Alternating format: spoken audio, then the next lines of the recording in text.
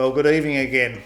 We're back. I'm always trying to think of a nice way to open it up, but welcome back. Welcome back to you too, Dale. Howard, thanks for having me. 2 Friday nights in a row. Woohoo! We're on fire. We're trying to get a bit ahead of the game. What a car.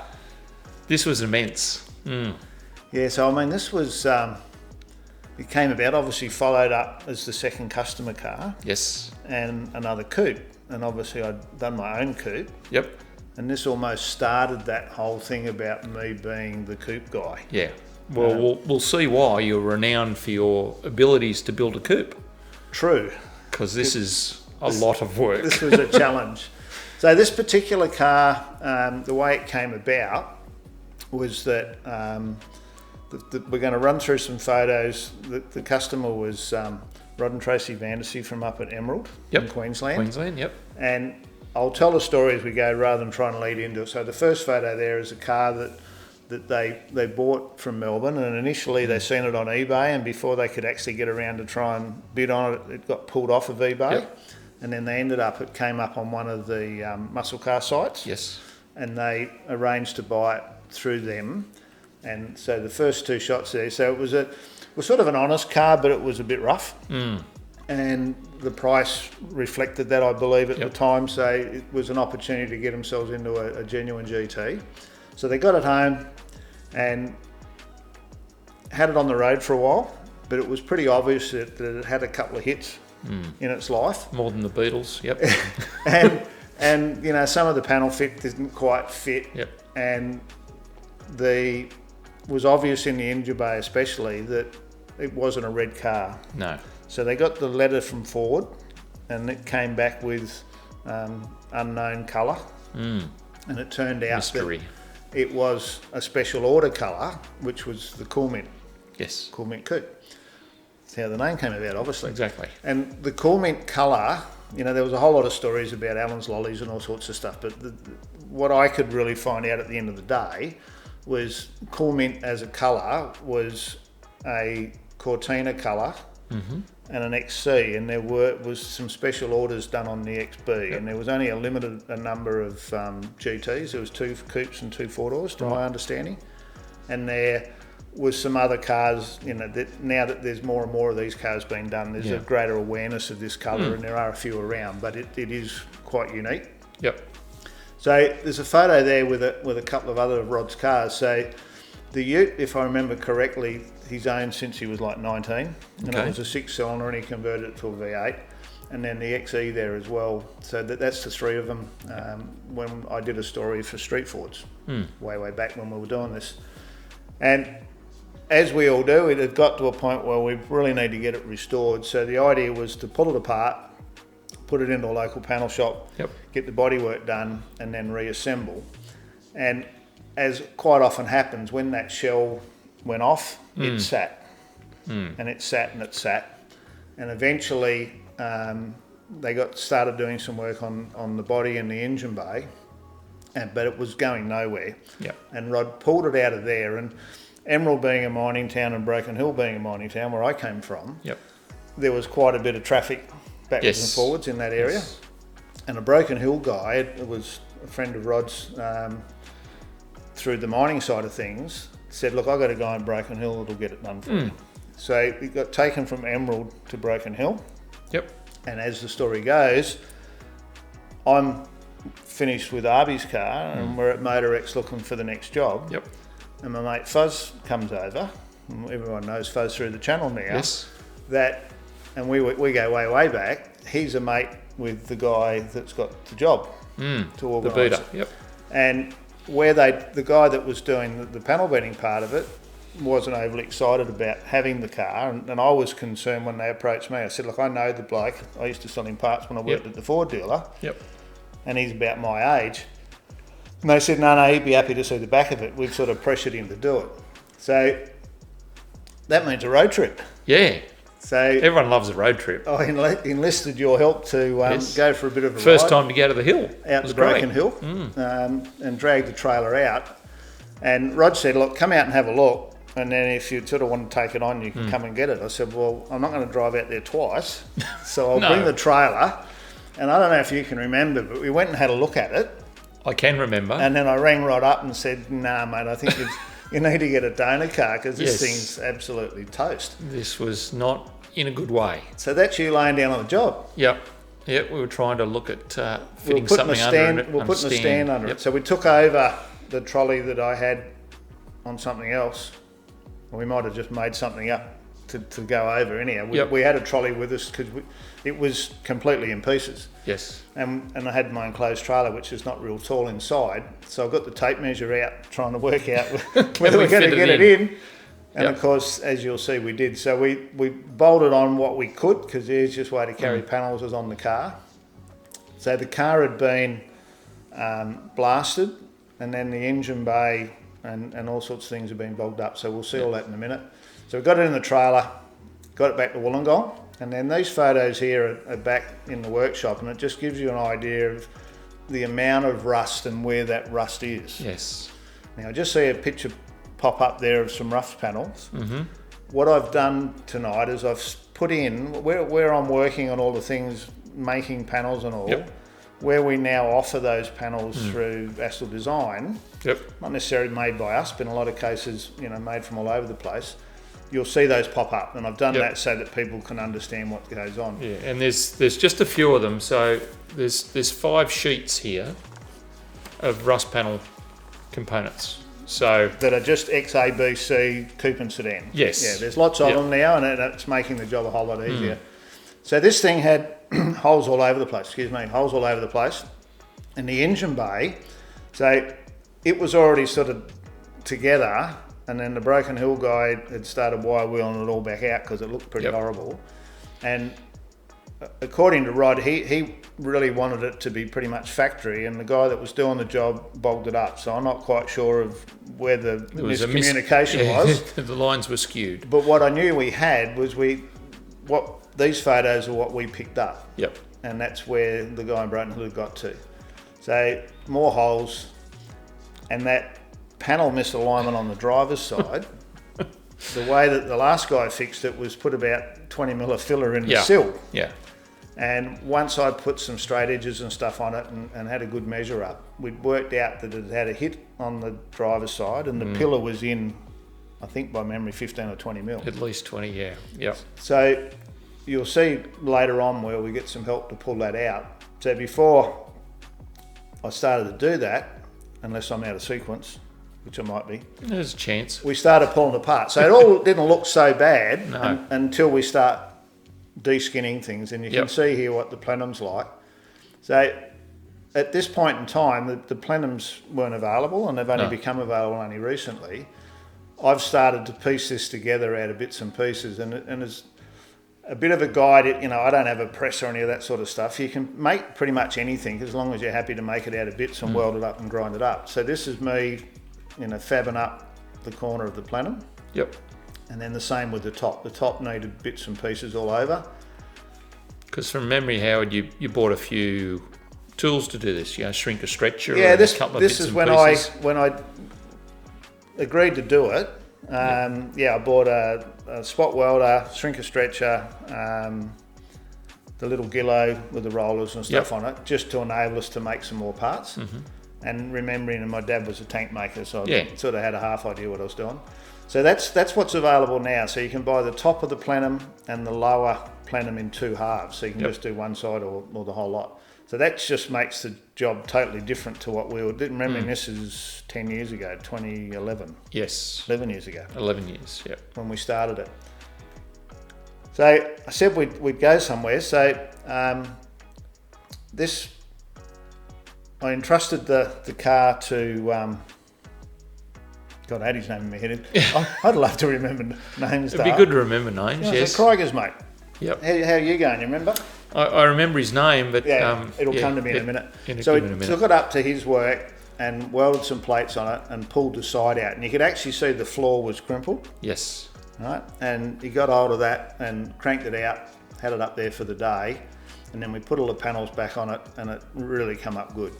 So my plan was to replace the sill, but I needed to get the structure back to where Yes. it needed to go. Yep. To Dave Cornford. There you go. That's it. So Dave took it up there and did that. God, I'm terrible with names.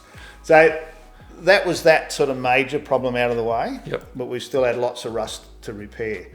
Now you'll see the process I go through here, whereby I like to get as much of the structure repaired before I get it blasted, for two reasons. One is it lets me blast inside the plenum, inside the sills, those sorts of things. But it also blasts all your welds, and if you've got something that's a little bit thin on when you've been MIG welding, then it's going to create a hole and you can patch that up and move forward. So once again, the same issue, rust, old repairs, cut those out, do the panels, and of course now you can buy that panel. So a lot easier now than what it used to be. Now you can see that one there, where the shocky tower is and the top wishbone bolts on, that plate's been welded up when they did the bog up, or half welded. And what I did for Rob was I ground that all back and made it look factory. Just as if it had been urethane, because he wanted the engine bay to be stock looking, but because it had been knocked around a bit in the bog phase, I just straightened all the lines up. So where that inner skirt panel is and the top rail, I just run the file along there and just made it a bit neater than the factory probably. But everywhere you look there was rust.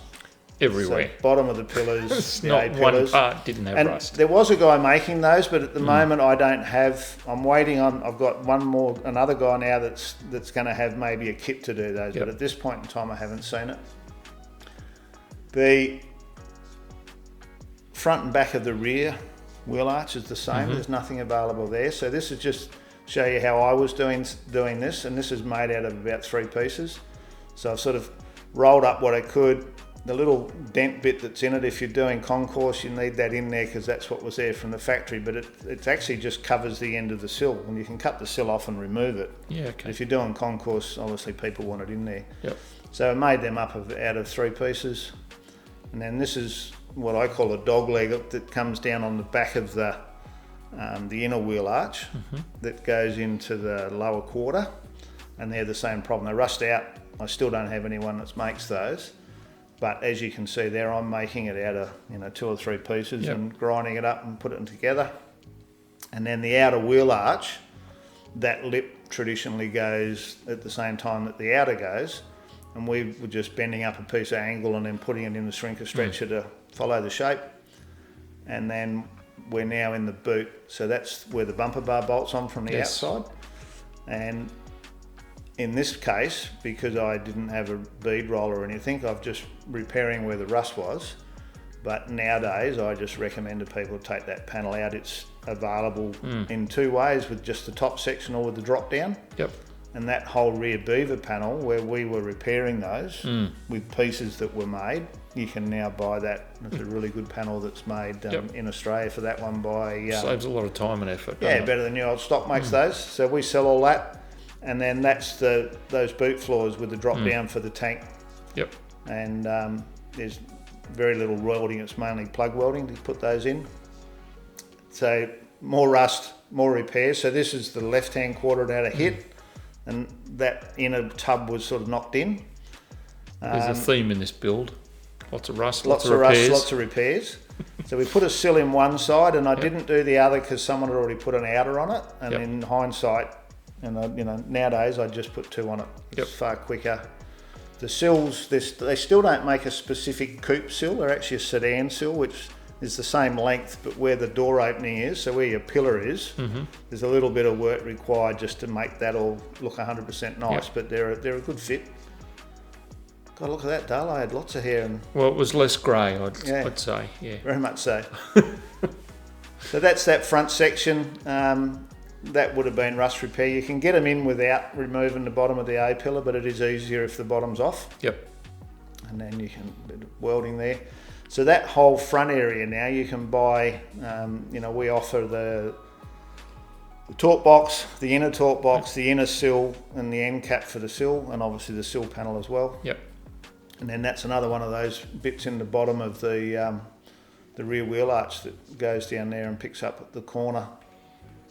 So that was the new spot welder, putting that together. And I mean, it's not a bad size. If I'm doing something structural, I like to probably have a couple of plugs in there just for my own security, my own sensor security, I guess. And that little bracket that you can see there, we're reusing that. They're available now, new as well. And they're a good reproduction one. And then the inner, that one there, we do a better one that now. I've got a guy that presses one that's very close to original. Yeah. I never say they are the same as original because someone's always going to tell me it's not quite right. And then this is the rear window, so more rust. And there's about 6 sections available now. So you've got the upper, what I call a vertical. Yep. And the one my hand's on now is the panel between the window and the boot. And we actually use a rare spares panel, and then I have a guy rejig it, and he changes all the shape, and especially so that's it there. So where the rubber goes in, before he gets to it, it's not square like that. It's quite rounded and nothing like original. Yep. And then the radius is along the edges where the window and all fits are way better after they've been run through the Pullmax. So that's that rear beaver where we're actually welding an edge on it. So none of that anymore. That panel's about $600. So where you had 2 or 3 days work, you can basically drill it out, put a new one on, move forward. So that's when it's come back from the blaster. This photo blows me away. It's funny. I looked at it today and I thought I obviously had it blasted twice. Yep. I must have had all of the front done and got that sorted. And epoxied it, and then took it back out to Steve and got him to do the rest of it. Yeah, it's a bit skeleton looking. And it's funny now, I've seen these cars now in shops where there's nothing left. I mean, that's not even pulled down yet. They're doing them further than that because we're fixing worse and worse cars. Well, they're nearly 50 years old, aren't they? Yeah, I don't know. You've done the numbers, have you? I can't remember. Well, I mean... So the first one's, 73? Yeah, so that's next, there you go. 49 years, So that's just come back, and then one of those issues is to get all of that dust out. Yep. And there's a lot of dust. And there's a lot of it, and it takes a fair while. But like I say, so I've repaired all of that plenum, but the fact that I've had it blasted inside now, I can now put the torch in, see if I've got any pinholes, and then go about epoxying it and sealing it up. They look really good, bare metal, when they come back. So that's that upper plenum's been repaired and then blasted. Yep. So then I'm sure now, so we've got the epoxy. So at this point in time, I'm still just doing everything in the main shed, throw a few tarps up and squirt a bit of product around. Now the roof on this car obviously is off the car. And I rang right up and said, someone jump on the roof or walk across the roof? He goes, no, I better not have. I've gone, well, mate, it's not real flash. No. So the gutters were gone anyhow, so we removed that. And you've always got a good story. Yeah, your favourite saying, I think it was, can't be that hard. Someone put it on there. Someone put it on. It's got to come off. It's got to come off. And what I've been doing, and I don't know whether it's the correct or the right or the wrong way. It's my way. Is I cut just inside the spot welds to get it off without damaging anything. Yep. And then I weld a piece back onto the roof. That one I did with TIG. When I did Darren's, we did it with a MIG. And they're quite easy to get it from the windscreen. It's just the usual spot welds. So there was quite a few hours flipping that up to get it up to a stage where it looked quite nice and shiny there. Run the file over it, try not to run out of steel. Yes.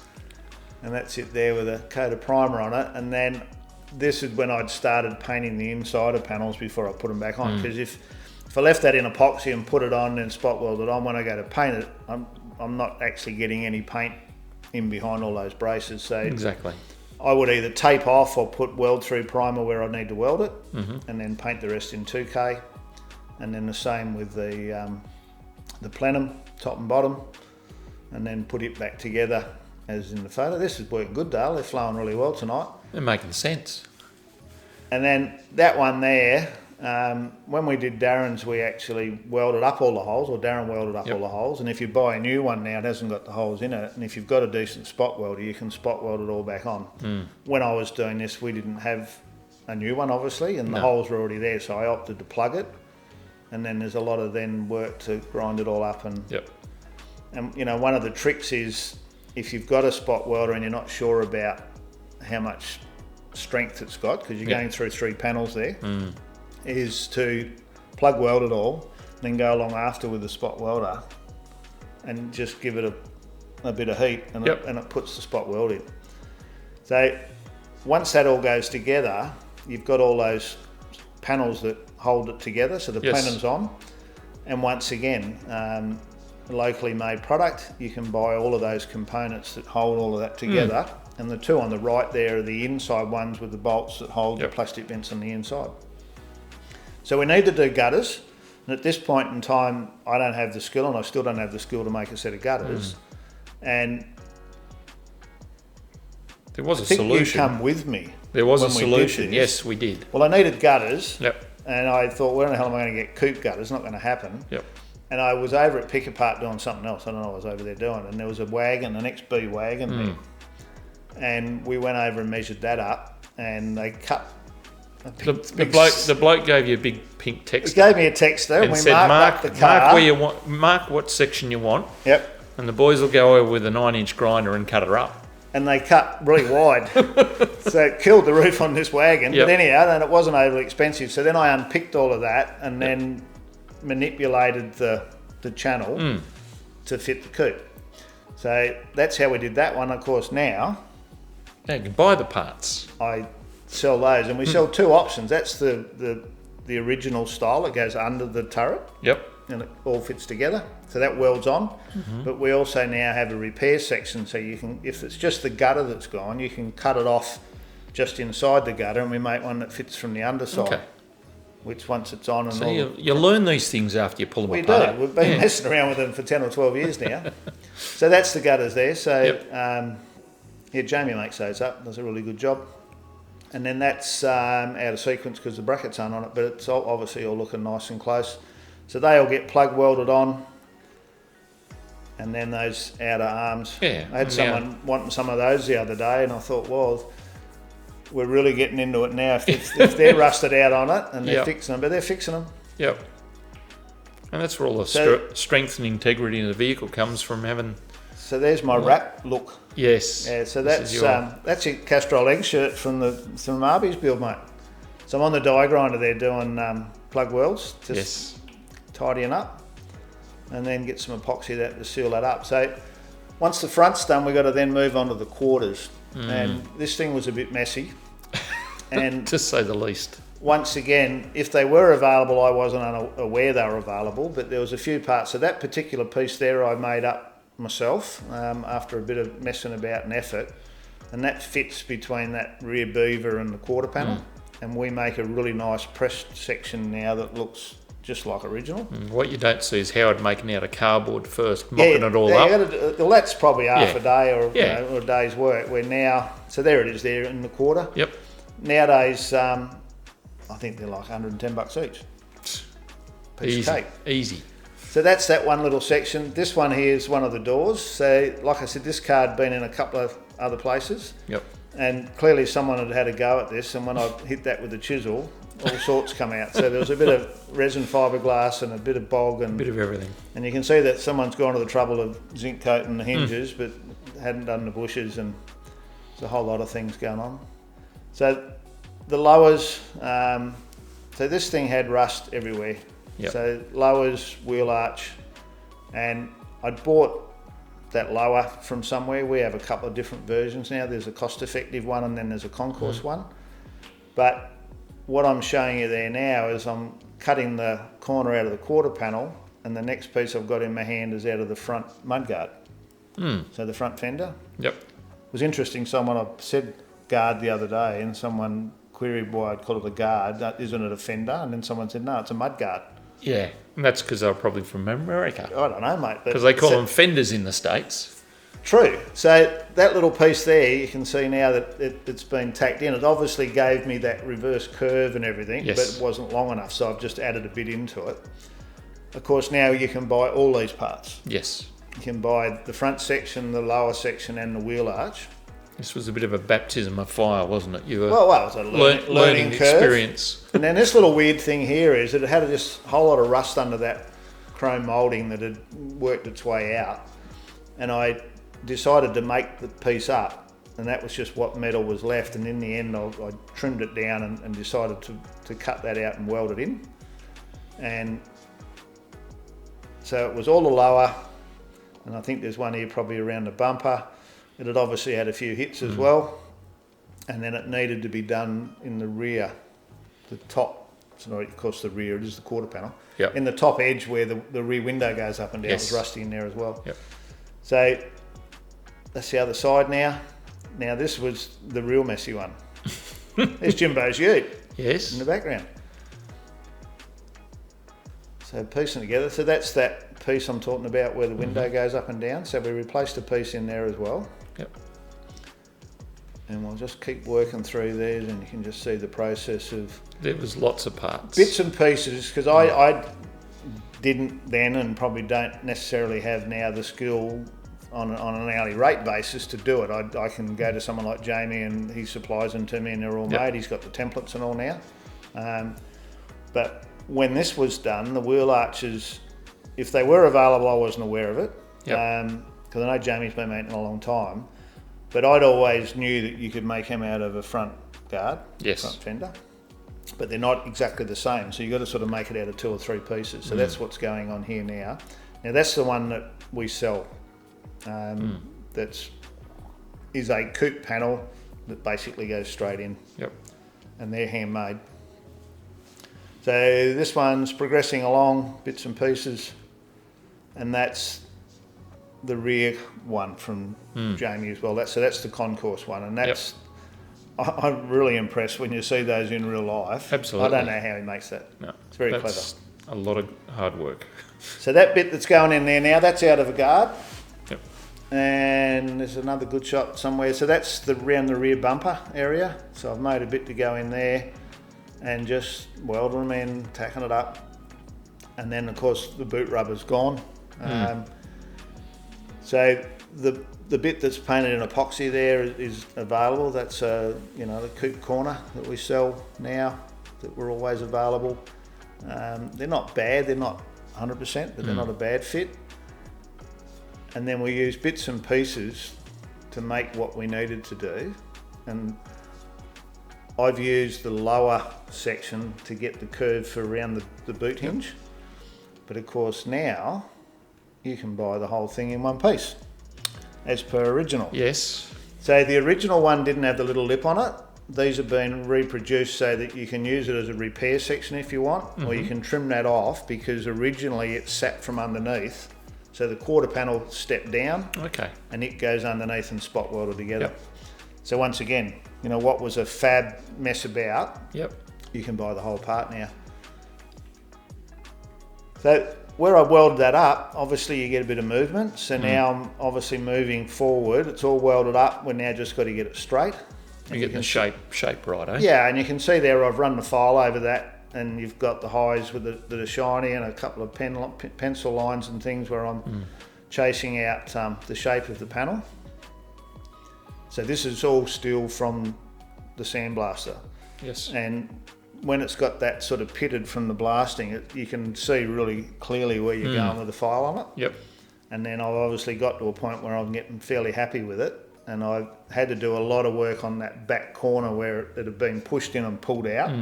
So I put a fair bit of heat on that and, moved the metal around to get it all to come into shape. So that would have all been Scotch-Brighted, on the 9-inch. Yep. And then I've epoxied the inside of those and worked towards filling up all the damage, because as a restoration, there's nothing in the boot. So all of that's visible. And I always look on the base, if you're going to restore a GT Falcon and if I went to look at a car for somebody and they wanted to know how good it was, the first thing I do is take the back seat out and the door trim off and have a look inside and see how much work's been done to the quarters and whether they've done on the car. Yep. Which means that they're still pretty horrible inside. Yes. Or whether they were removed and repaired and filled and where there's a lot of filler on the outside. And painted. So once again with this car from up the underside, I look at that now and go, those little ribs in the side panel aren't 100% correct. Ones we offer now, but they were the only ones available back then. So that's then painted. So that was just some 2K. I got some colour mixed that was the same but not clear over base. Yep. So it was just a one hit, and then welded them on. A bit of plug and a bit of with a spot welder. And that's putting that rear window panel on. Yes. And you can see where the speakers and all are now. You'll see in the next couple of this build and the next few later where we've had to repair the speaker openings, and we were cutting up sedan ones to get the parts. They're now available. That's the latest part to become available now. So you were cutting edge, you were? So there's the speaker repair, and you can buy that whole parcel shelf and the ends. Okay. So the parcel shelf's made out of a 1, 2, 3, about 5 pieces, and they're all now available. So you're getting it all spotted up, and that's how it works. That's a typical example of... It's trip hazard, trip hazard 101. Yep. Yeah, look at that. And then same deal, just trying to get everything back to original.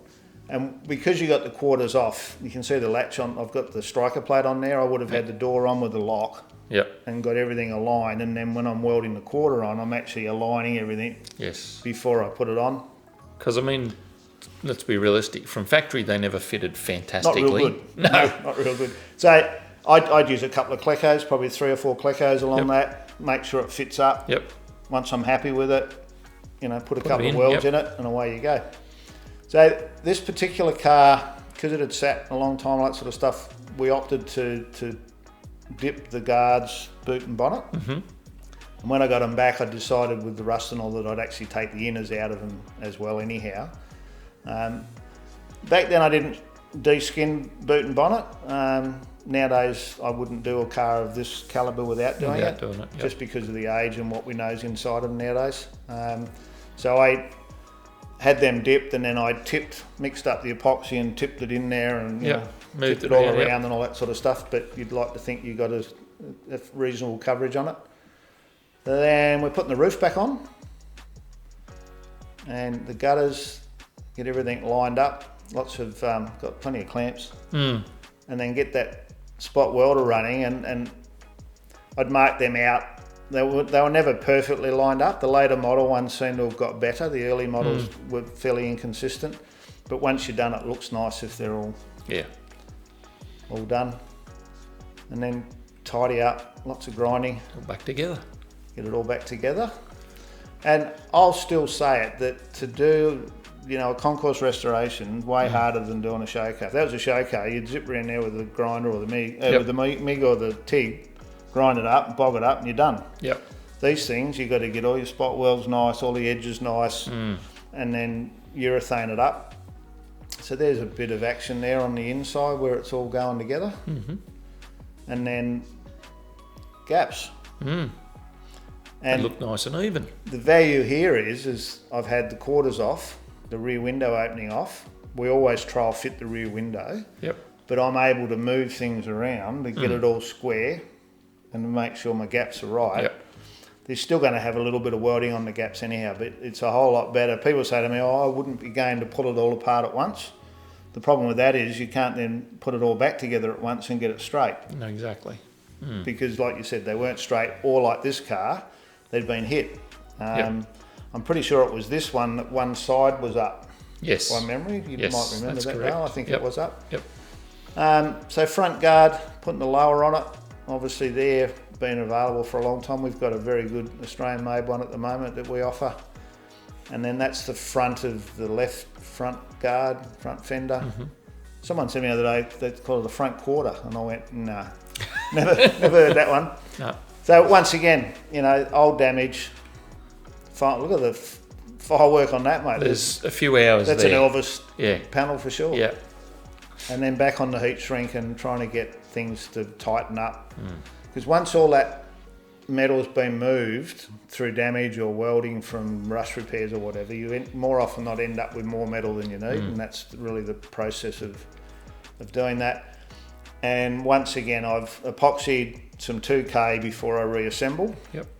And there's the other bits out in the sunbake, getting ready to go back on. So the doors, once again, we didn't de-skin. We progressively learnt as we went. So I'm repairing, you'll see the amount of repairs on these. And this was part of when I said to Rod, like, realistically, we need another car or some more parts. And he did have some extra doors that weren't really any better than these, but we managed to salvage enough out of the pair.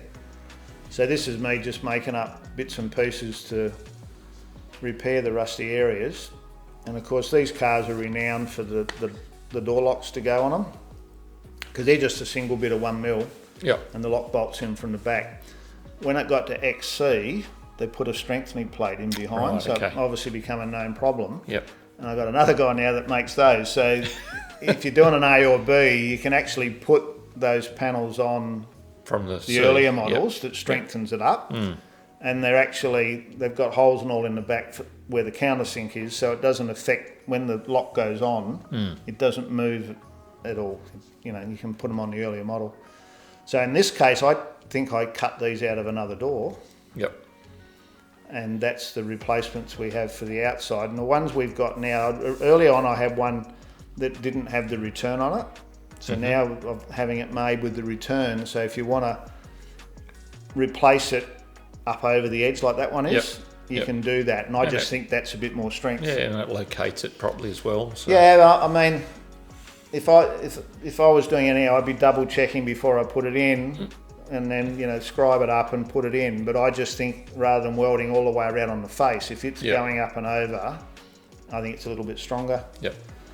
More bits and pieces. Now these are pretty much banged up on the bench, on the vise or on the leather bag with the steel shot in it. Yep.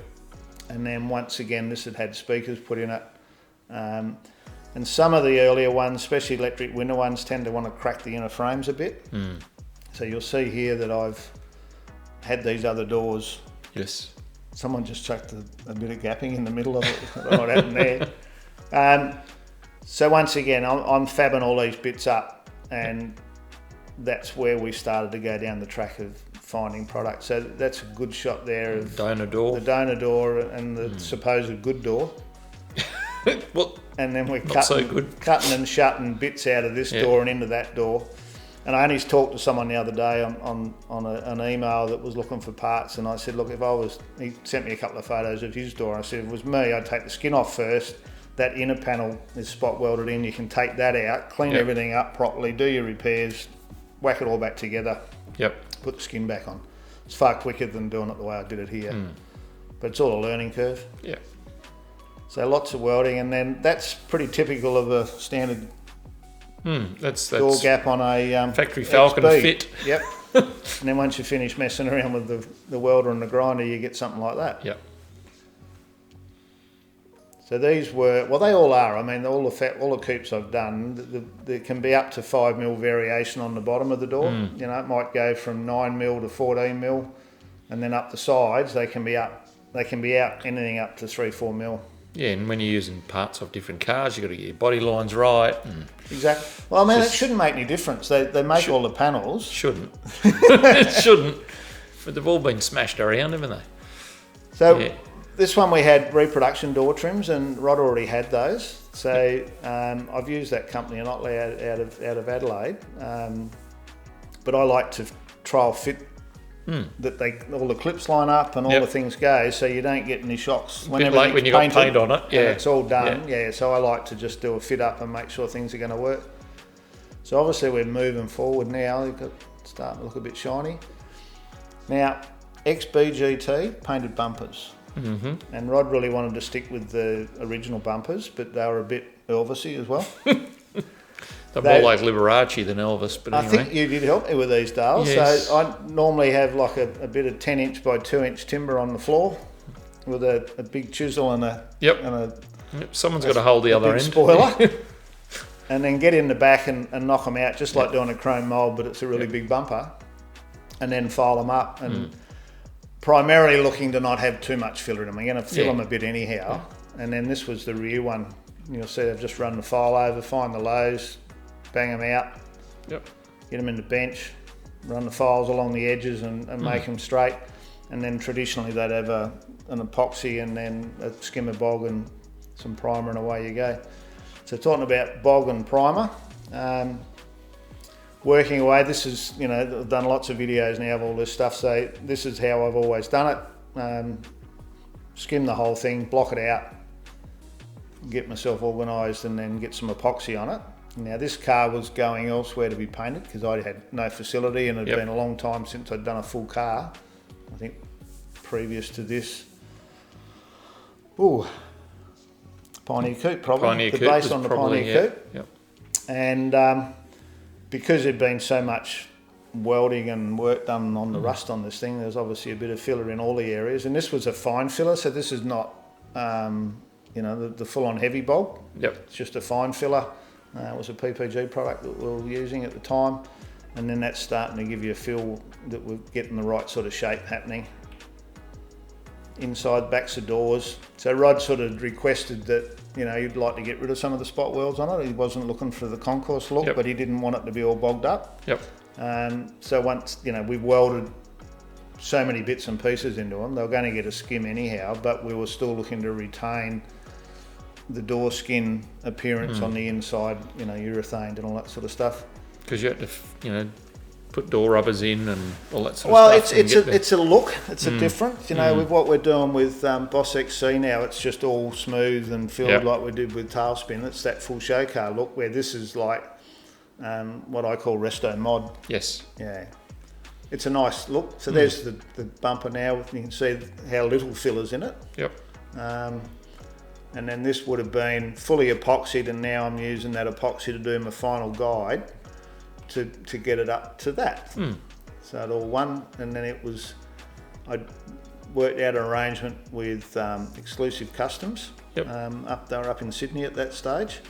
And they were a PPG shop, and my relationship with PPG, and we worked out a deal to be able to get them to do it and all get involved, and we had Johnny H involved again. Yep. Whilst it was a factory colour, we were looking to make sure it was sort of like a current style in that colour. That looks nice at the back of that door now. Bit healthier. So that's it, getting ready to go. To go up to the paint shop, and there it is. So Kingsgrove Moto Body Repairs, and on the other side you'll see Exclusive. So that family have been in the game and have been in the game a very, very long period of time, and they originally were Kingsgrove, and then they went from Kingsgrove, I think, to this point to Engadine. Carlton, Charlton, whatever it is. Yep. And Carlton, then from there to Engadine, where they lived. Yep. And now they're in Brisbane. Yes. Or Gold Coast. Gold Coast, yep. So that's how I took it to them. They then went through the process of, we'll see in a minute, where they give it another block, a bit like what we've just done now with Boss XC, and then did the paint process. I've just put that one in, Dale. We did that about 6 or 12 months ago, and there's more again now. Yes. So that's a coupe. They're all the parts you can now buy for a coupe for rust repair. So where you can see the parcel shelf, you can now buy the bit in front where the speakers are and the end panels. Yep. So that was one I had on file, and I just grabbed it tonight when I was putting it together. That's why this is 5 pages now, and not probably the 3 pages that one was. Yeah. So that's the end of the rust part of it, and the body work. And now, because of the involvement with PPG, and I had Federal Tyres doing tyres and all that sort of stuff, we went up to MotorX with Exclusive and had a stand there and had the car on the stand. Yep. And they'd basically done their blocking, give it another nice fresh coat of epoxy. Yep. I took up the grill and stuff to put on it just to give it a bit of appearance, and it was a hit. It really went off really well. It did go very well. Yeah. Yes. And then from there it went back to Exclusive, but while I was up there, this blue coupe was pretty much the same production date as Coolmint. And it was on the GT stand, and I'm over there taking photos, and I said to the lady, can I just hop over the fence and get a few close-ups, because I'm doing one of these, and this is a really good example of what looked to me to be unrestored. Yep. She said, oh yeah, look, it's my son-in-law's, he'll be up tomorrow. Why don't you come and catch up with him? You're going to be here tomorrow. I said, yeah, I'm on the stand over there. So, go up. So, of course, it's Darren's. And he lives 3 kilometres from my place. So what happened was Darren ended up giving me the car for a couple of weeks. Yep. And then once we got talking, that's when Darren started to help me.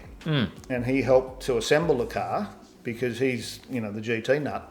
Yep. But we then had, because I got the shell and then ended up with all the parts. So my original arrangement with Rod and Tracy was to do the body work and get it painted and give it back to them. Once it went to the painter, they'd sort of seen what I'd done and said, you interested in putting it together as well? So then that was another trip back to Broken Hill to pick up all the rest of the parts Yes. and bring them back. Yep. So this now gave me the ability, and both cars were aircon cars. So that makes a big difference where everything goes. It's wonderful to have a reference. Yeah. So we use that in the assembly phase. Yep. So this is the car now up at exclusive, and there was a reasonable amount of damage underneath, but nothing over the top. And I was sort of happy where it was. Rob was happy. And when we got up there, Glenn and your brother said, look, we could just do a bit here and a bit there, and it just seems to be all these cars. We won't charge you anymore. It's too good a car not to do it. So they actually went overboard and did a bit more, and then they sealed it up with a terrace and stone guard. Yep. And then put the same as what I've been doing. I think their gloss level was probably a bit glossier than what I've been doing, and you'll see in some later photos. So then the colour, and you wouldn't believe it, like I said, the family had been in the game a long, long time. They still had the original Dulux book with the actual colour as a little piece that's been sprayed out, cut up and stuck in a book. And what we did was we used the new technology with the scanner and scanned it, and you stick it in the computer and it reads the scan and says, this is the colour. Yeah. And it popped up with some European colour that was a match. So Glenn sprayed it out, and that's what we've got in my hand there. And we've done a colour match with the lights and all. I went, that's so close. And I've got John to have a look at the formula, and he's gone, we'll just tweak this a bit and that a bit to make sure that it's got a lot of the old colours when you looked at it on what they call a flop. So if you look straight on, it's nicer in the sun, but then when it goes over, so if you're looking at the side of the car, when you look at the top of the guard, it gets a bit milky. Not real nice. So the new current technology takes that away. Okay. So it was the right colour. We just tweaked what it's made out of to make it a little bit nicer. So this is Glenn now all suited up. So it's gone up there. He's been through that primer process and all that rubbing, masked up to do the inside, and he put the colour and the clear on that. And then this is him doing that prep sole check. He's probably rubbing that wet with 800 or something back then. Back 10 or 12 years ago. There he is. Apprentice's job, that one. Doing the fiddly bits. The apprentice job. And then in the booth. Yep. And don't you love matte? Oh, that looks sensational. Look at the lines on that car. Yeah. So these are the bits I love when you get all that work and you get to this point, and they almost spoil it putting clear on it. Almost. Yeah. Like you said earlier tonight, Dale, it'll be interesting to put some of the new matte clears on and see what one of these cars would look like. Yep. So they did an awesome job of that, and I mean the night we finished that was like 12:30 in the morning when he finally got the suit off to get finished, and that was just to do with the fact that it was a busy shop, it's holding the booth up, it was ready at like 4 or 5 o'clock in the afternoon, and Glenn said, I'm going to pull the trigger, let's do it. And I'm going, you sure? You're not tired? No. And he goes, well, we've got to do it, get it done. So then once that's done, it all gets rubbed again to do the stripes. Yep. So once again, did a really good job of that, and it's quite time consuming to get all those in the right places. The information's out there, but you still got to be able to do it. And then seat's got the screen in, so we would have the hood lining in, and this is still up at exclusive, and then that's back down at my place. Assembly time. I'm a little bit confused because I've got a photo in a minute where I remember I thought we put the hood lining in it, but we must have got them to do it up there because the screen's in it. So that's it, ready for fit up. Now the interesting part about this is like November, the first week in November, second week in November, and there's still a huge amount to do, which you'll see in the next. And this is going to Summernats. And it's going to Summernats in December.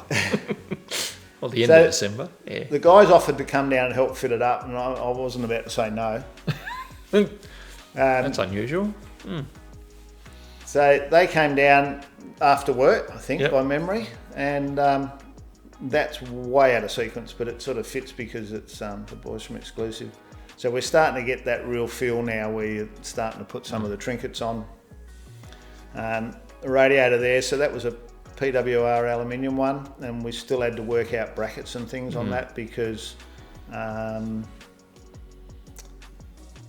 The XB is the biggest radiator, but the XC brackets are different. Might be the other way around. Yep. Anyhow, we didn't have the right ones, and like I said, I got boxes of parts and not all of them. Yep. So that's Glenn there doing a bit of colour sanding in the bay and a few touch-ups and things that needed to be done. And then the plan was to be off the gun with this car, but they really weren't happy, and I really wasn't happy that the consistency of the peel. So we decided to give it a light chop. I think he just give it a 1200 on a soft pad. Come up really nice. So we're starting to fit up now, probably around him because we've got no time. And then that was their guy that came down. I was looking for that photo here. There's Darren's unrestored car in the background for reference. Yep. So where does this bolt go? What's that look like? And then Phil was doing the lines again. So some nice stainless steel lines. So all ran factory location, but in stainless rather than in zinc. And then I'd cleaned up or bought, new bits and pieces. So the master cylinder you can see has got a flexible line on it. So it went to a T56 6-speed. Okay. So I bought a kit from Wood that came everything in a box basically to fit that in. So that's the underside. That looks pretty cool. And then he went for the RRS. So we've got an RRS front end with a rack and pinion. Yep. Which is there. And what I've tried to do is to maintain that feel. So all the tire ends are still painted in that VHT new cast, so they look like cast iron still, and all the zinc coated bits and pieces. So engine wise, Rod had been collecting parts for some time. So I introduced him to Sam up at West End, and they worked out the combo, and basically because this wasn't going to be any just 351 with a little bit of work, was it? No, well, one of his criteria that I still struggle a bit with what I knew the car was going to do was he wanted 700. 700 horsepower. Yeah. Don't care how I get it. Yep. So it needed to have the new block, like a big block, and then it had 3V heads, 3V manifold, and it was a 427 roller cam. And I think we've got a nice little video coming up, Dale.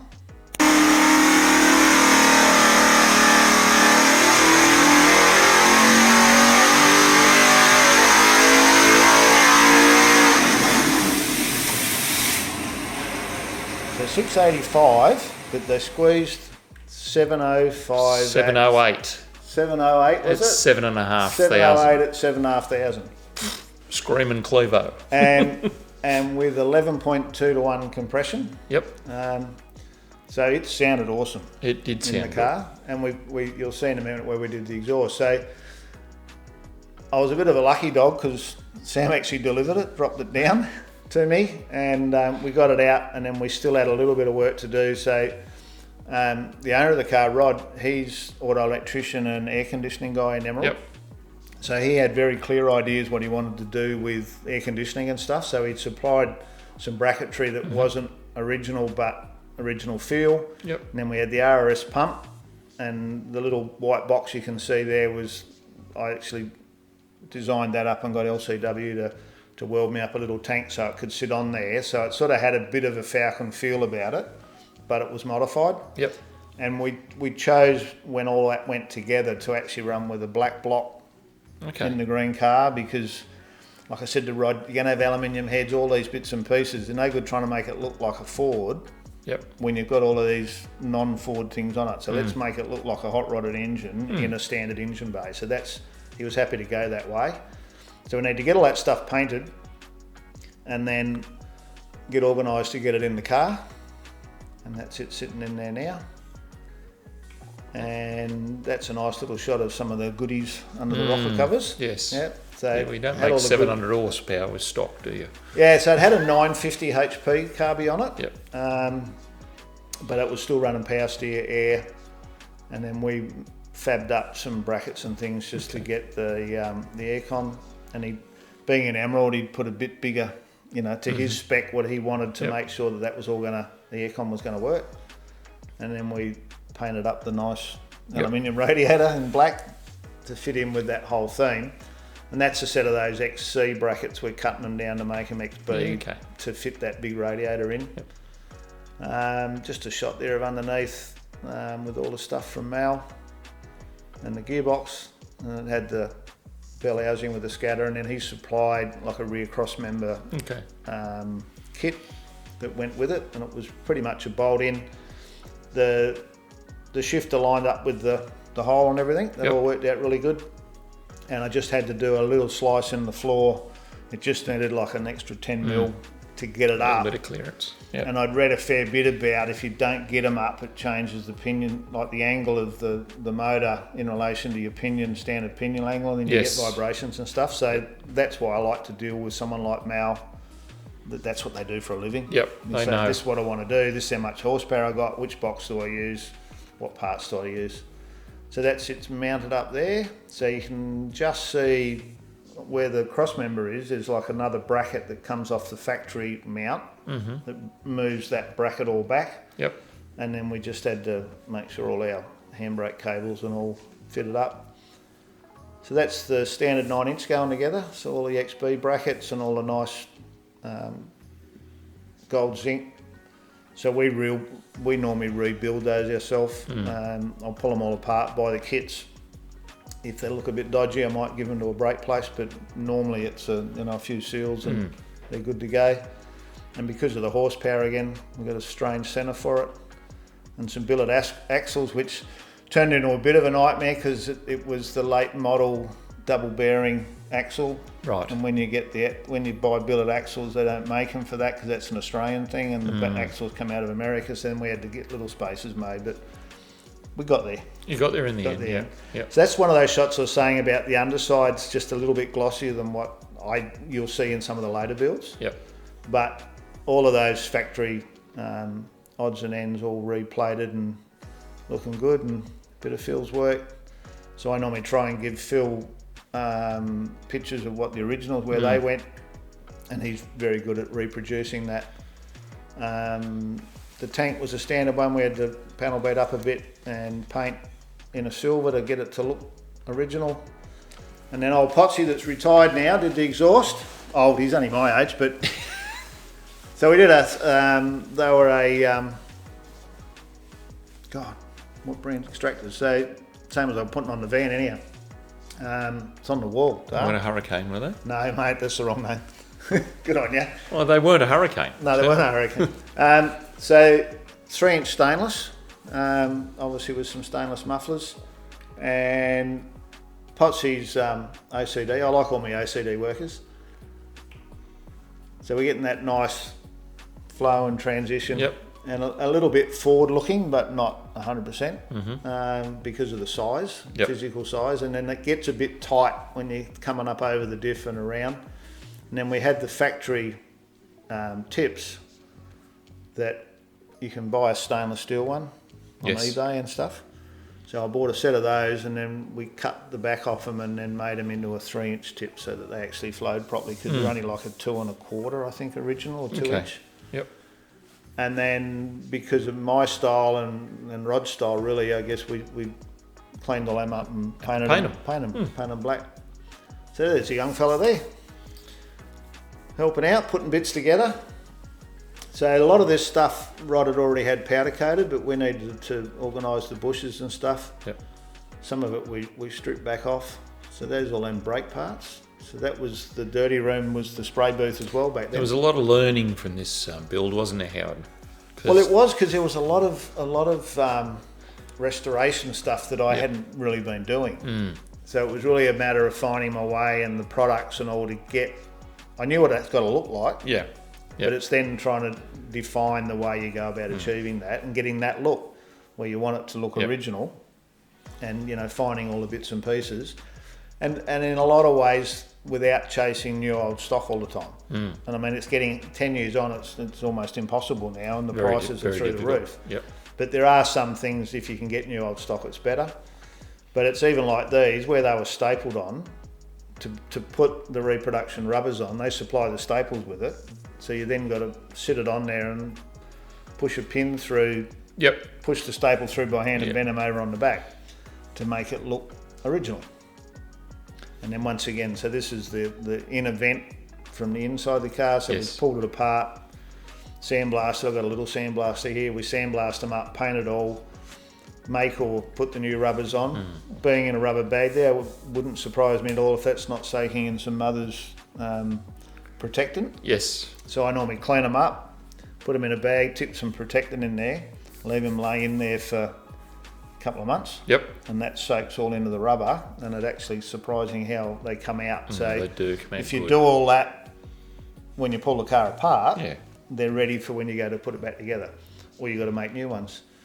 So same as the tracks for the seats, all pulled apart, sandblasted, put back together, greased, and then all the components have been away off to A-class to get re-zinced. Yep. More bits. It's amazing how many parts need to be painted black on a restoration. And this was happening at different times too, wasn't it? So this was happening when the car was at the painters. Yes. And we're trying to get ahead of the ball. Get ahead of the game. Yep. With the ball. With the ball.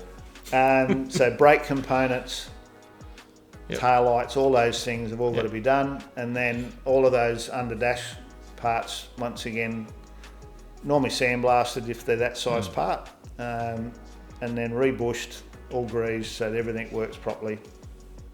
Get one of Mum's blankets out and take a photo. Yep. So that's Rod there. So as I said, Rod's an electrician, so he actually came down to do the wiring because he's very clear in his mind the way he wanted the wiring in the engine bay, especially where it goes up and around the brake booster. He drove down this. He drove down from Emerald in his work truck. Yep. And then I happened to have another coupe panel. I don't know whether I had it or he had it, but anyhow, so he did the rear wiring loom on the back of his ute there. That's another spare panel. Yep. And then once again the same inside, and then because of the engine it had MSD and those sorts of things that he needed to incorporate. So Rod did all of that, and then that's me being the trimmer. Yes. Putting a bit of underfelt up in the roof. Now that's at our joint. No, the front screen can go in. You just can't put the back in. You can't put the rear in without that. I vividly remember doing the hood liner myself. Yep. Because I said to Rod. Darren, that can't be hard. I've seen that done. And then I love these sort of things. When you're starting to get it all back together and everything's nice and clean and all the things are zinced. And so the seats had been off to Cool Trim up in Sydney to be recovered, factory look. And this would have been me doing a trial fit to make sure it's all going to clip in before I start assembling and putting everything together. And then you'll see the process here where we had reproduction door trims, and then we had a rear parcel shelf from somewhere else, and that's me on the reproduction door trim with a set of snips trimming a bit off because I didn't like the way it fitted. So once again, I think it's a good example that it's brand new and it's meant to fit, but if it don't fit, then you really just need to unpull the glue a bit and make it fit. Make it fit, exactly. So that's, I guess, my style, and I'm just not happy if it's not right. And then this was one of the fiberglass rear shells out of that same place in Adelaide, and I'll think of their name in a minute. And then the little end pieces have got to be trimmed, so we trimmed all of that. I'm an ex-panel vanner, so I'm not bad on the trim. Plenty of practice. And then now we've got photos of all of the internals for the rear windows, and they're a bit of a nightmare to get them to all fit and work and go up and down. So everything's cleaned, make sure we got all the parts in advance, and then when they go together, I normally use a white grease, like a spray white grease, and that's a really nice shot there of just what they're like inside. Everything's been re-zinced where needed. I mean, I don't normally do the winder mechanism? Yeah, I'm trying to think of the name of it. So the actual arms, because where they go together, they've got a big spring in them, and it's not real good to re-zinc all that sort of stuff. But we normally clean all that up with degreaser and then re-grease. And then that slide mechanism is very important that works and doesn't bind to get, because these windows are quite unique. Yep. And there's a little pad in the top that's got like a felt on it. Yes. And that's what runs up and down the glass. And when it wears out or it gets rubbish in it, that's what scratches the coupe glass. Yep. So there's a bit of messing around with that. And now we're in that process, and I know you've done a bit of this on some of the other ones, where all of those plastics have got to be cleaned. Yes. Once again, we use like a mother's cleaner, and then VLR, which is a cleaner protectant Yep. for plastics and vinyl, which works really, really well. And then the bits of light green there is just some foam, so that when the front vents go on, factory, they had that little bit of foam in there that sealed them up. And if you don't have it on there, they don't pump the air properly. Mm-hmm. We normally we always rebuild the columns, so pull them apart. Most of that stuff's available nowadays. You can buy all the sleeves and bearings and all those bits and pieces. I can't remember who did the dash on this one, Dale. It's too long ago now, but there's quite a few people around the country that do that plastic. It's not something I normally do. But with this particular case, I did all the framework. I did the left-hand side. So I had to cut the holes for the aircon. Yep. There was I don't know whether this was an aircon car or we converted it to an aircon car. I think we might have converted it to one. And then had all the switches done, so everything was going to come up nice and new. So there's Darren doing a bit of stinger, I would say. Got roped in. Roped in, yeah, it's not the best job. So that back window mechanisms all together, and the seat belts. And it was interesting when we did this car, that I had a brand new set of rear seat belts that I bought new from the dealer for the XA, my first XA. Yeah. And I changed to retractors when I went to Rock 3. Okay. And they'd been rolled up in a plastic bag. Because he doesn't throw anything from away. 1990, and this is what, 2011. Yep. And I said to Rod, "You got back belts?" No, so I think I got a set. And they ended up in that. Had the same buckle as the fronts he had. So that was lucky. So good one there again. Door rubbers. If you're doing door rubbers on a coupe, the rare spares ones do fit. But where the rubber goes down around the bottom of the door, for some reason they put a little bit of solid rubber in the corner that's like a buffer, because the original factory rubbers were a bit thicker there. Yes. But I believe it's too much. I normally put a little nick in it and pull that solid bit out, and then super glue the rubber back together, and they shut beautiful. And if you leave that solid piece inside the rubber, they don't close. Well, under a lot of sufferance they close. Yes. So if you remove those rare spares rubbers work. That's really why well. he's the coupe man, so he knows all these And things. then on the other end, where the little window goes up and down, that you got to spend a fair bit of time on the linear. I don't care where you buy them, they don't fit. So you got to linear all those up. So black trim, it's got that nice 6-speed gear lever, the Indy shifter in it. What can I tell you there, Dale? That's just coming along nice. It's got the territory wheels on the back, because when we got the 10s, they were the wrong offset. So we bought them off a guy that, I know boats. Yep. But the wrong sort of boat, because they didn't fit. So we had to quickly get them back to him and get some more, because we're running out of days. And I just like these sort of photos. The amount of effort to get all this sort of stuff to look like this. Yeah, there's more than an hour's work to get them to look that good. good. Quite extensive. Yep. So to get, the nice new lens, you can buy the lenses, but to get the nice curved ones rather than the flat ones, and then the stainless rings polished, and then all of the little components. The clips and the... all re-zinced. So all of that's come together. Yep. And I needed to really try and work to a timeline with this. We probably had more photos, and looking at the clock, I might have been able to put more in, but there's just so much that goes on to get one of these cars built. Yep. So this now is at Summernats. We made it. Just. Well, you made it. Yes. And in the car there now is Rod and his daughter in the front. Yep. And I think his brother-in-law by memory, brother-in-law I think. And that was Rod's first drive. Yes. Because he was adamant he didn't want to drive it. Didn't want to drive it at all. And it was quite funny. And I think I worked it out in the end, as he obviously thought that if it got hurt at the Summernats and I was driving, I'd have to fix it. I'm not sure. But anyhow, so he was, that was the maiden voyage. And I got him to drive it out of there, and you'll see a photo in a minute where we parked outside, and then he went off and did a lap around a few blocks in Canberra. So it made the haul.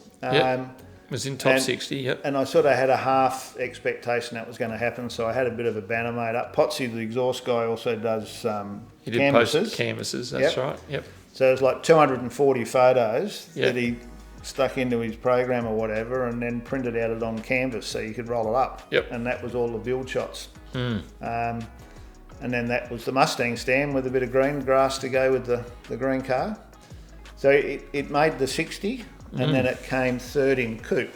Yes. Which I was really happy about, because being a modified car, you know, having a modified front end and wheels and motors and things, it needed to run in coupe with all the other coupes. It was up against some tough cars, so I was really chuffed about the result there with that. And while we were there, we did a feature shoot with Street Machine. Yes. That was quite long. Yeah. I think it was 6 or 7 hour shoot. And I got to say, you were a little unhappy with the stance of the vehicle somewhat. Yeah, well, Rod had some ideas that what shocks he wanted, and he was sort of comfortable with the rear, but I thought it was always a couple of inches too high. So when we're doing the shoot, I suggested if we got a couple of bodies in the boot and shut the boot down on them, we'd probably get it where I reckon get it sitting right, where it would probably settle to once it had been used, because it was brand new. Still new. Yeah. So the two biggest guys was Rod the owner and my mate Fuzz. So we put them in the boot, and that's how it sat. It's nice. So that sat a lot better. And I mean, part of the brief with this car is he lives in Emerald. Yeah. And he wanted to be able to use it out there. So he said, I don't want it on the ground. It's got to be practical. And I want 15-inch wheels with some tyre. Don't want rubber bands. So he got that. So that's what he got. So that's the shot I was talking about. So that's over near, where you go through scrutineering. With obviously the Mustang. I'd driven the Mustang down, and we had the coupe in the trailer. Yep.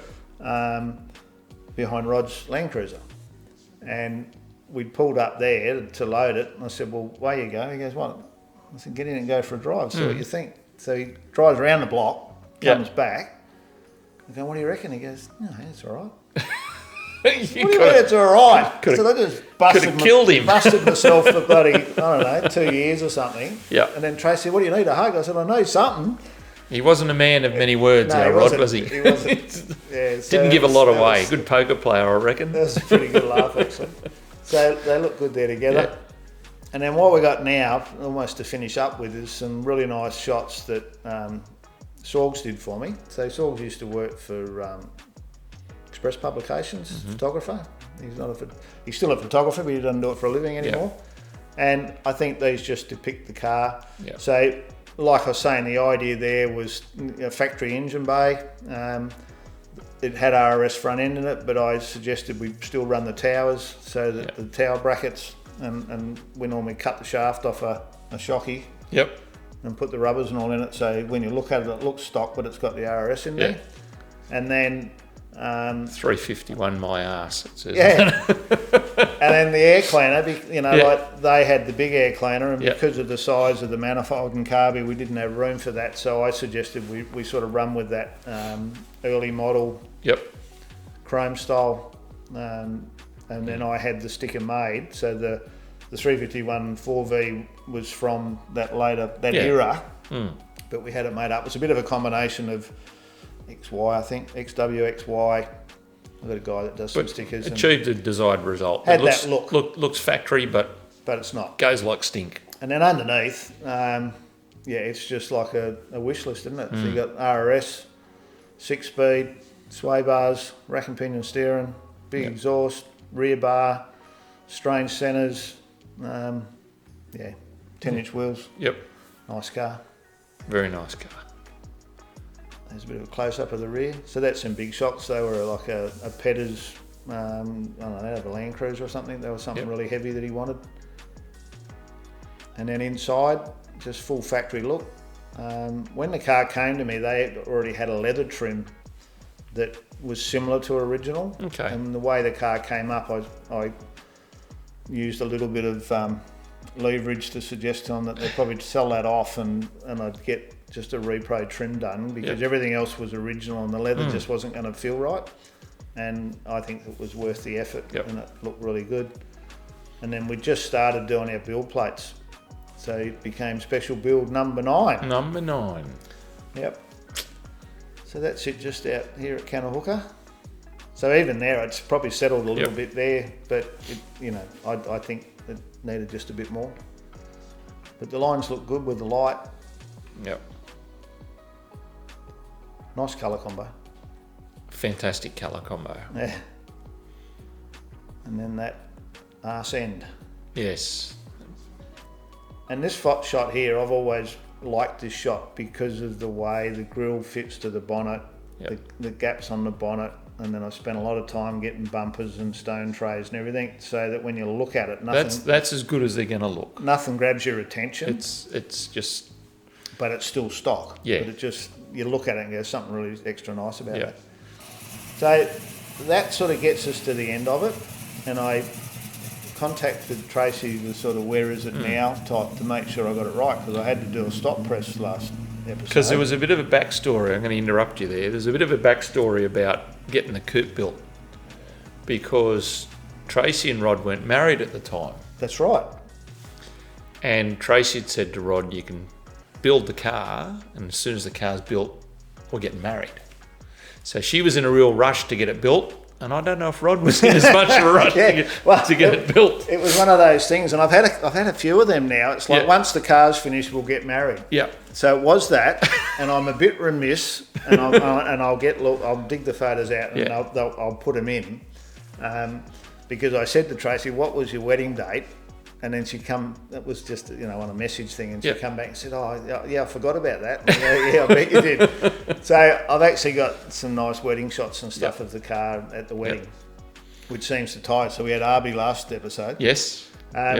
So I said to her, "So what's happening with the car?" And she sent the photo through and said, "It's been out 4 times. Rod doesn't want to wear it out." So... God, I'm thinking it's like 9 years. Yeah. And she says, her words were, it's been out 4 times. 4 times. And that's where he works. So it sits down the back of the workshop on the hoist. It gets started more regularly now. But so we can see it all the time. Yeah.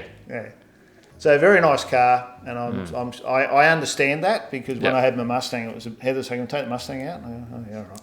But it was, to me, it was owning it and being able to walk out there anytime and have a look at it and be comfortable with that. Because Rod, I remember talking to Rod about this. He had a poster on his wall. I mean, this is, his child. No, I'll pull you up on that. Wasn't a poster? No, he was when he was at primary school. Oh, primary school. Okay, yep. An XB Coupe, I think a GT, drove past the school when he was in the playground. Right. And he said, "One day I'm going to own one of those." Oh, there you go. And that's how this whole thing came about. And it was Tracy that instigated when they first started looking, but then realised that she really needed Rod's involvement. So she told Rod what she was looking to do, and that's how the whole thing came about and evolved. And I said to him when we were doing the build, I said, "Now, you bought a red GT, not knowing it was a factory green one. I'm telling you now it's a special green. Don't build a green car if you don't want a green car." Yep. And they went, "What do you mean?" I said, "Well, if you bought a red one, you wanted a red one." Yeah. And I've had a lot of red cars, so I don't want you to think I'm applying any pressure to build a green one. But they said, no, we really like the green and we'll go green. So there was quite a few of those sort of debates about the process. Yep. And when we were doing a lot of the original planning, because originally I wasn't going to assemble the car. Yeah, that's true. Right? So when it became assembly time, they came down and we sat down around the table and worked out what the car wanted, and Rod wanted a sequential gearbox. And I said, okay, but I think they're going to be quite expensive, because at that point in time they were only in race cars. Yep. So I rang, I'm trying to think of the company, I rang the company and said, how much is a box to go behind a Cleveland? We don't have this and that. So it was like this whole development thing was going to happen. And I reckon it was going to turn into 20 or 30 grand. And then Tracy, I said, well, let's look for a second-hand one. Tracy said, we're not having any second-hand parts. I said, well, it looks like you're not having your gearbox, right? Yep. So why don't we put a Tremic in it? So that's how we ended up going down that track. So with all these builds, there's always there's the backstory. Yes. Then there's the process and what is realistically cost effective, what's going to work for the car, for what you want to do with the car. So there's all those things come as part of that process when we're going down the build phase to end up with a car like this that Rod's obviously happy to have sitting there to say that's my coupe. Yep. Yeah. So and I mean it's a Ford family. His grandparents had Fords, and his dad had Fords, and Rod's got Fords. We won't hold it against him. No. He likes his Fords. Come on. So mate, that's another one down. Yep. And I will find those extra photos, and I'll get Louise to pop those in while we've been telling stories. So thanks everybody for following along again. Yep. The feedback's been really, really good, and I appreciate your comments that you come through. Arby's has only been up at this right where we are now. We're trying to get ahead of the game a bit. It's only been up a matter of 2 or 3 days, and the comments have been really, really strong, and we appreciate that. And I am trying to answer those as best I can at the moment. Yep. So the next one is the Fiat. Yes. The little Bambino up your side there, yes. This over there. Yep. And that was a friend of Rod's, and that's how that came about. So I'll be interested to see how that one travels, because it's something totally left field. Left of field, for sure. No less amount of work. No. Or detail or effort put in. No. And that'll be a fortnight after this one. Yep. So don't forget, subscribe. Hit the like button. Hit the like button. Comment. Yep. Support our sponsors. Yep. Thanks to Lovells. Yep. And I'm going to get a list of all the things they do next time, because I was watching myself. It'll be a longer video if we do that. Do I even know what I'm talking about? But I mean, I've used their stuff on our Fords, and really good company to deal with. Yep. And their range continues to grow all the time. So thanks to the boys at Lovells. Great Australian company.